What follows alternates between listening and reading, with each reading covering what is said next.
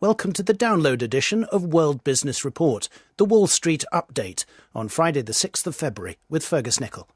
Nigeria's finance minister tells us it's time to diversify away from oil dependency and crack down on tax cheats. We now need to work on diversifying the source of revenue by collecting taxes better and seeing this as an opportunity to become an economy that is really non-oil. Later, we'll profile Greece's new minister in leathers, the biker taking on Brussels. It is a sign of the depth of the crisis that somebody like me, let's say a second-rate economist, I'm not a Nobel Prize winner, simply by saying something that made sense, suddenly to start receiving all these requests to talk about the crisis. And why 5-year-olds need to understand money. The good amount of money when you're little is about 5 or 10 or pound, but when you're really old, it's good to have $1 billion. It is indeed. We'll hear from a banking expert who wants her own young children to be properly informed. We start, though, in Nigeria, where the influential Council of State has decided to press ahead with presidential elections on Saturday week, the 14th, rejecting calls for a postponement. This means there will be no polling stations in many parts of the northeast, where Boko Haram controls up to 20,000 square kilometres of territory. Security may be the dominant issue for many, but the economy is also a huge election talking point. The naira fell to a record low against the dollar this week. Youth unemployment is as high as 50%, and the pain caused by lower oil prices is deep. The BBC's Nkem Ifejika is in Lagos for the elections.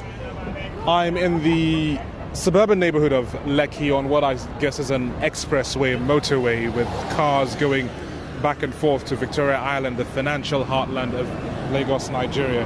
I'm just asking people what they think the government should do in this coming elections. What should they focus on after the elections? I think they should focus more on security, because if there is no life, there's no people that they would rule over. So they should focus on more on security.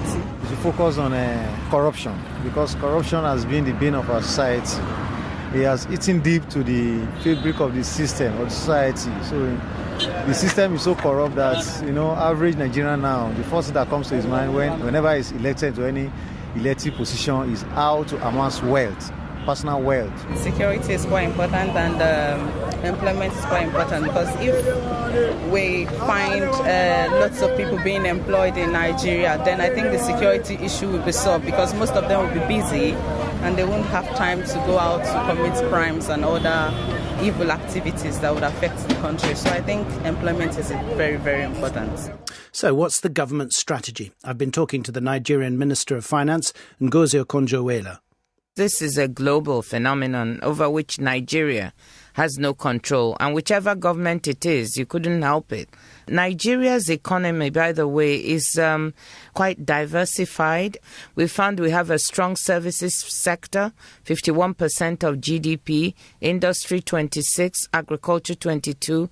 We have a growing telecom sector at 8%, and even a creative industry sector. I think the problem we have is that our source of revenue is still mainly oil. About 70% of our revenues come from oil.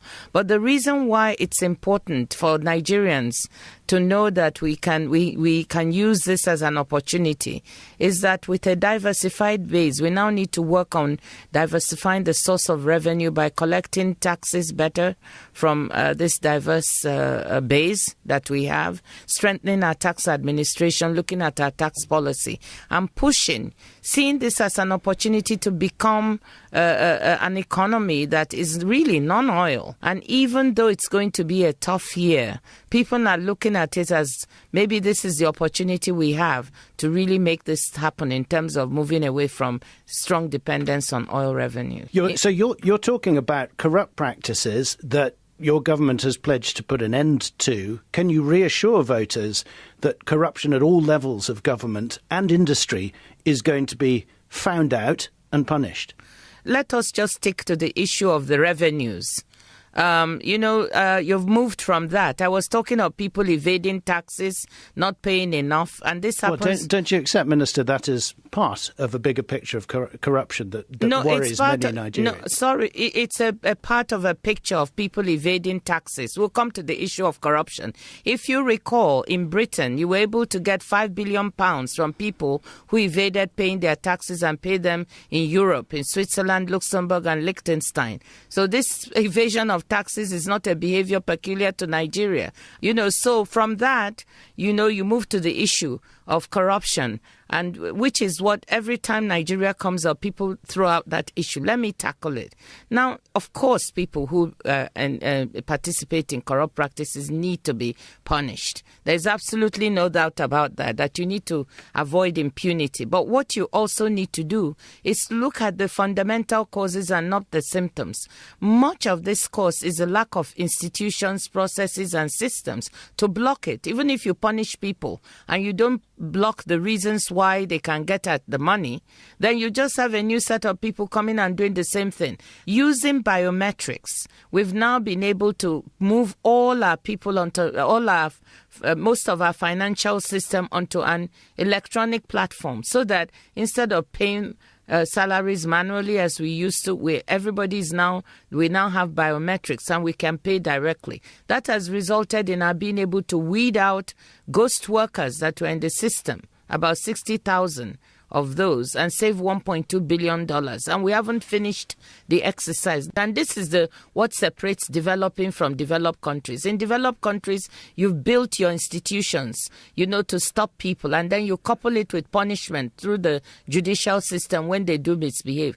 Our institutions are weak, and most of them haven't been built. But it's not sexy to talk about building institutions. It takes a long time, it takes effort, and people don't want to focus on it. But without doing that, we won't be able to fundamentally shut off this corruption. Just back to what you said, Minister, about a tough year ahead. How bad is the expected deficit? I mean, will you have to borrow to pay government salaries? At $65 a barrel, we submitted a budget because the price when we finished the budget was 70, and we pegged the benchmark price at 65. And of course, we made clear that if it fell below that, which it has done, we would take more measures. At that $65 a barrel, the fiscal deficit was 0.79% of GDP. Now, that is a very tight deficit, one of the tightest in the world. And so if it falls below that and we have to take a lower benchmark price, be it 50, be it 55, whatever the case may be that we settle at, once the volatility is a little reduced, then we may expand the fiscal deficit. We could go up to 1 to 1.5% of GDP, and that will help us also close the gap. But we are relying mostly on revenue raising and cost cutting. We have to cut the cost of governance, the cost of the executive, the legislative, and all the other branches. Everybody has to share in what will be a difficult year, and then we will couple it with raising revenues with the measures. We have one of the lowest VAT rates in the world at 5%, so we have room there. If we double it, we could get upwards of $3 billion, most of which will go to our states, since our states get 85% of the VAT raised. Nigeria's Finance Minister Ngozi Okonjo-Iweala. The Greek government's digesting the responses of several European governments following the finance minister's whistle-stop tour of European capitals over the past couple of days, and we'll talk more about that later in the programme. But for now, let's look at the man himself. Yanis Varoufakis is perhaps representative of a new cabinet that looks a bit different from most European governments. The PM doesn't wear ties. Mr Varoufakis himself rides a motorbike. Andrew Walker has this profile. If you're a regular listener to this programme, or frankly many other BBC News programmes, Yanis Varoufakis might be a familiar name. We've been talking to him a lot since early 2010. He was quite a find. The financial crisis in Greece was in its early stages, and here was an economist, a serious academic at a Greek university with fluent English, and some strongly held views, especially on the idea of austerity to tackle the country's government debt problem. One could say that during a crisis you need desperate measures. My worry is that these measures, in the depth of a very sharp recession, have exactly the opposite effect to the intended one.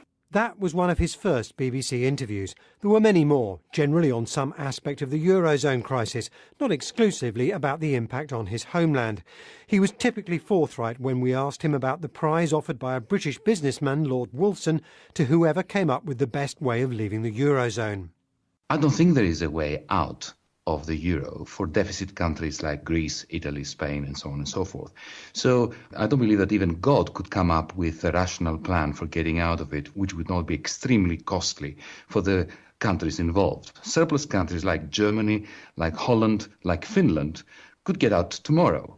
One of the first BBC journalists to see him on his home territory, Athens, was Ed Butler back in 2010. He was, like many Greeks, I suppose, but very, very welcoming. He invited me into his home. I got a ride around Athens on the back of his motorbike, which he uses, I suppose, like a lot of Athenians. It's perhaps the best way to get around a rather crowded city. But he would turn up in leathers. You will have seen him in press conferences recently looking very dressed down alongside Eurozone officials who look much grander and smarter than him. And he has that image of himself, I think, a man of the people. And he wore it even in radio interviews where you don't have to look the part. He was always willing to offer a pithy and controversial view, but after a couple of years it got to him. He needed a break from Athens. Up until the crisis and up to 2 years ago, I was one of those academic economists that was minding his own business, writing his own obscure little papers and books that would sell 1,000 or 2,000 copies, and that would be considered a success. But suddenly the crisis happened, and it is a sign of the depth of the crisis that somebody like me, let's say a second-rate economist, I'm not a Nobel Prize winner, simply by saying something that made sense, calling a spade, suddenly to start receiving all these requests to talk about the crisis. I feel that I've given this place the best of my abilities and self, but given the way that everything is imploding around me, has done something that has debilitated me completely and utterly. My contribution suddenly has come to an halt, as far as I'm concerned, in this country. And I can contribute more to this country by taking a leave of absence, let's say, for a few years. But now he's back with a vengeance. His fundamental view doesn't seem to have changed, that austerity is a disaster. And judging by this restatement of that criticism of what's expected by Germany, the European Central Bank and others, the new finance minister hasn't quite got the hang of this diplomacy business. It takes an 8 or 9-year-old to understand that this cannot end well. What we've been having ever since is a kind of what I call fiscal waterboarding policies that have turned this nation into a debt colony. Still sounding more like a pundit than a minister. Perhaps time will soften the edges. If it does, Eurozone politics will be a little duller. Andrew Walker.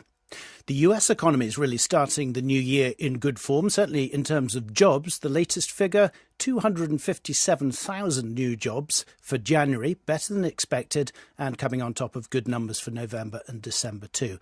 I'm joined by Jasper Lawler. He's a market analyst at CMC Markets UK. Welcome to World Business Report. What's the market response been to these remarkable numbers?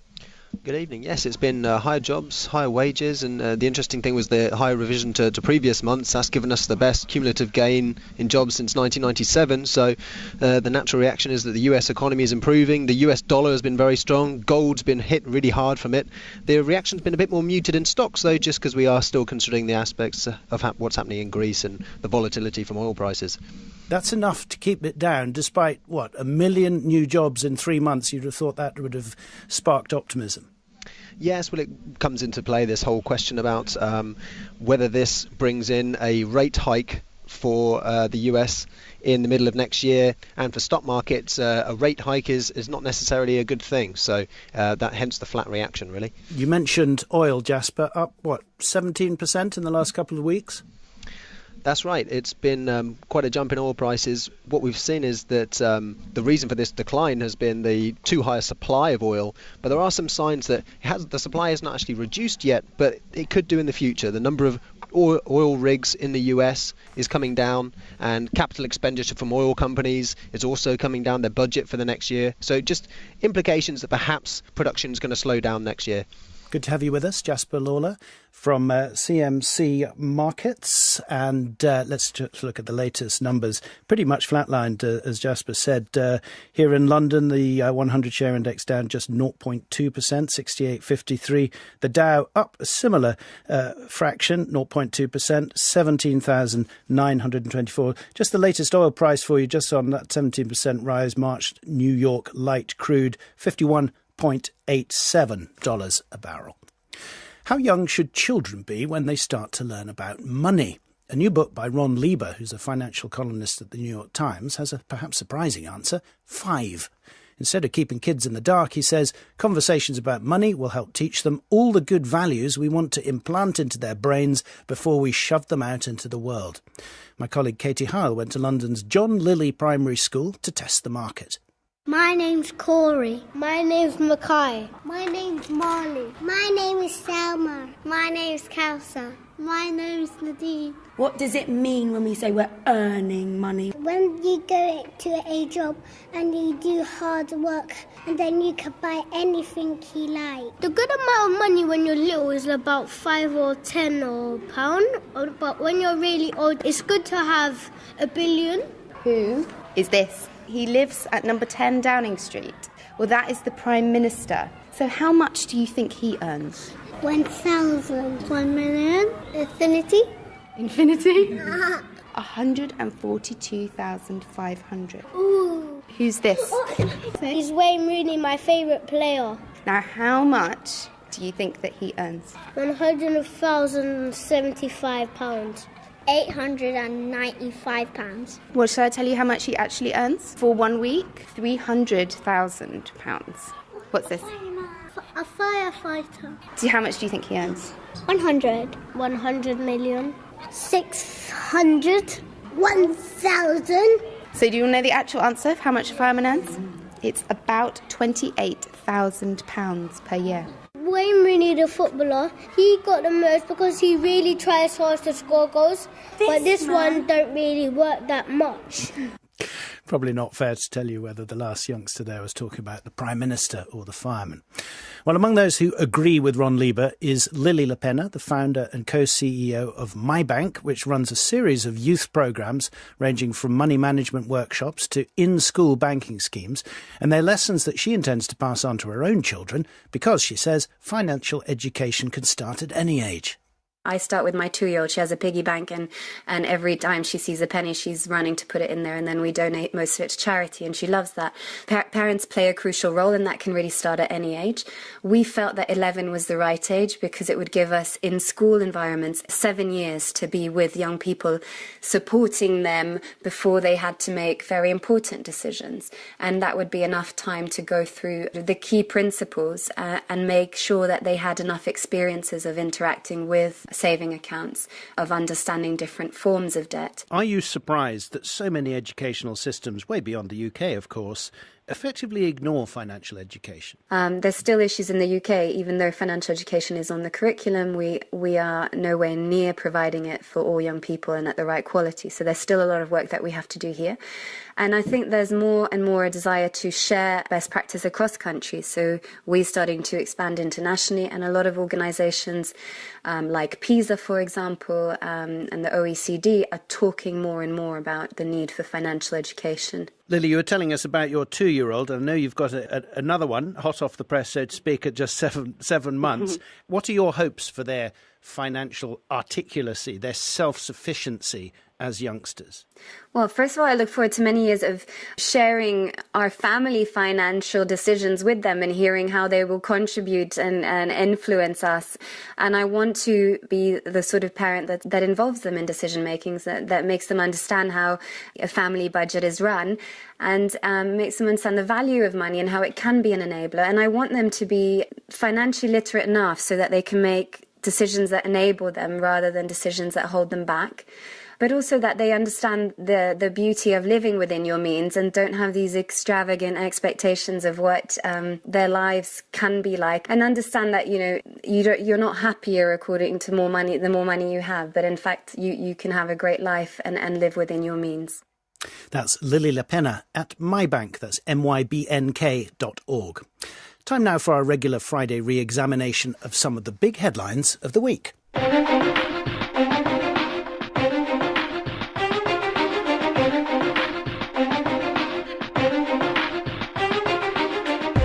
Greece's new finance minister begins a charm offensive around Europe, but will a funding lifeline for Greek banks continue? The stakes are really all about whether Greece can stay in the euro, and if it doesn't stay in the euro, well, that could be very costly for Greece. It could be very costly for the whole of Europe. The US President Barack Obama has announced plans to close a tax loophole that allows US firms to avoid paying taxes on overseas profits. It's not coming from the heart. It's coming from a pragmatic realization that this might be a path forward to get part of his agenda.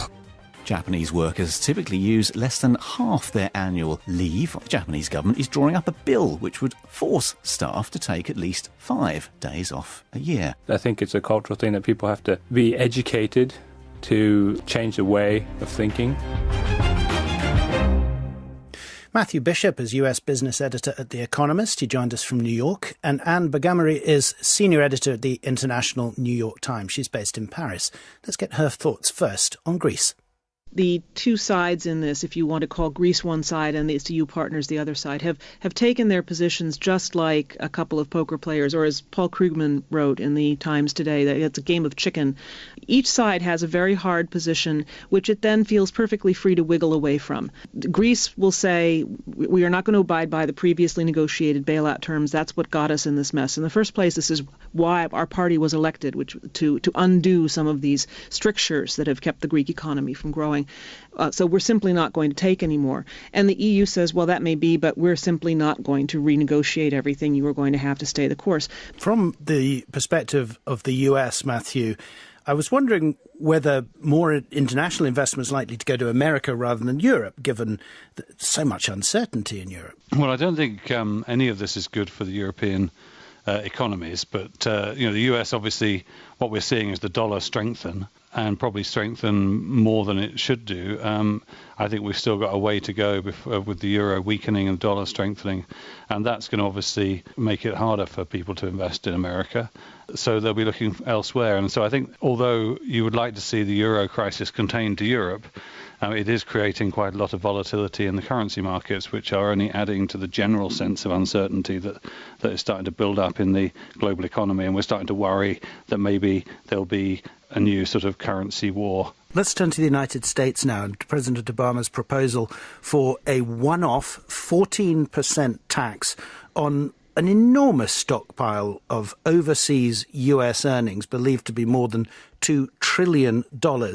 I guess, Matthew, the rewards are fairly clear if this were to play out. What are the risks? The biggest risk is that Obama has to persuade a Republican-controlled Congress to implement his proposals, which they probably aren't going to do, because this seems like a sort of bash the rich companies strategy, take their money without offering any serious overall reform of the corporate tax system. And Obama has offered to lower the American corporate tax rate, which is currently the highest in the world.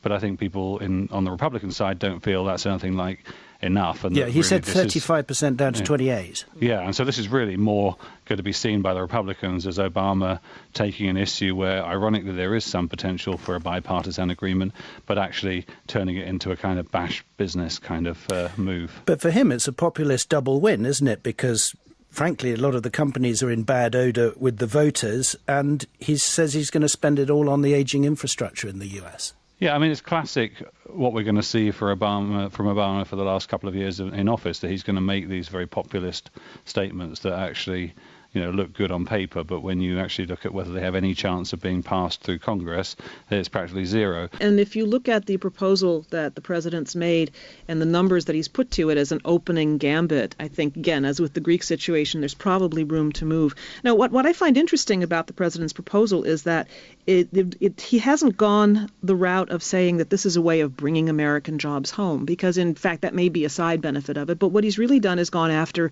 some very low-hanging fruit, the $2 trillion or so dollars in what are known as trapped offshore profits that American companies don't bring back because they don't have to. And when they do bring it back, they're taxed at an exorbitantly high rate as far as they're concerned. But it's a start. Let's get your thoughts, both of you, finally, on the issue of holiday from the workplace. It turns out that a Japanese worker is very hard to persuade to take time off. I guess in France, people may celebrate a relatively luxurious amount of paid holiday during the year. But let's start in the US, Matthew, which has always seemed to me an incredibly tough work ethic, with most people getting, 10 days, 2 weeks paid leave aside of national holidays? Yes, I mean, I think when you dig a bit beneath the surface, it turns out that for professional people, they're usually finding ways to take a lot more than that amount of holiday, whereas the people who are, the average family or lower down the income scale, they're probably not getting much holiday at all because they're doing more than one job to make ends meet. So it's the headline number's a bit deceptive, but all the evidence shows that if you take a good amount of holiday, that you get a good night's sleep and all those things, you're going to be much more productive. And so I think this is a huge issue that we're going to have to grapple with, and maybe the Japanese are the first to at least make it a policy issue to try and get their people to be a bit more relaxed and in better well-being. If a company tells you that they want you at your desk 24/7, they want you always plugged in, they give you a guilt trip if you want to take your holiday, then as a worker who wants to get ahead, you're probably going to do what the company wants you to do. In France, for example, there is not only a labor law that says you can't bank your holiday and you can't sell it. In other words, you have to take it or you lose it. But there are companies, in fact, most big companies, will actually follow you around. The Human Resources Department will send you an email and say you haven't taken all your holiday this year.